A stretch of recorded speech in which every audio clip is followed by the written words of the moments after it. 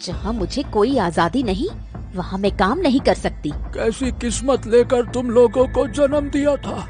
अपने स्वार्थ के अलावा तुम लोग कुछ नहीं समझती हो। आज खाना नहीं बनेगा, तुम पानी पीकर सो जाओ। इन्हें सबक सिखाने पर ही इनकी शिक्षा पूरी होगी।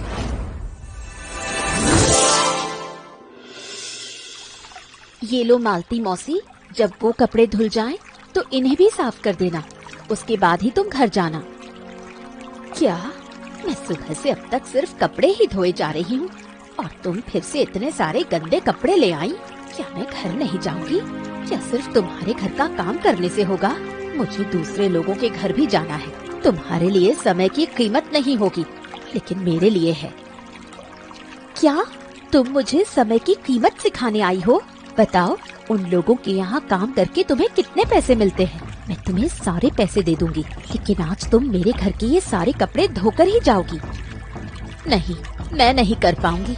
तुम्हारे पास बहुत पैसा है, तो क्या मुझे खरीद लोगी? जरूरत पड़ी तो मैं तुम्हारे घर काम पर ही नहीं आऊंगी। दूसरों के घर जाऊंगी, लेकिन तुम्हारे यहाँ काम करने नहीं आऊंगी।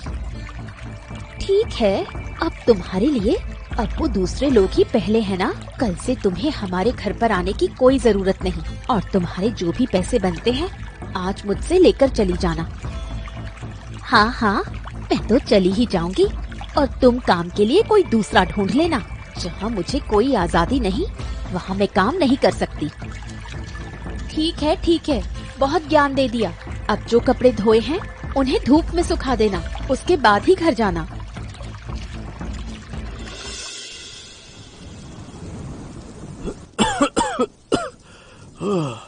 मीता बेटा, अरे ओ मीता बेटा, अब बेटा मैं दुकान से आया हूँ, मुझे जरा पानी दे देना, बहुत प्यास लगी है। क्यों? मैं क्यों दूं?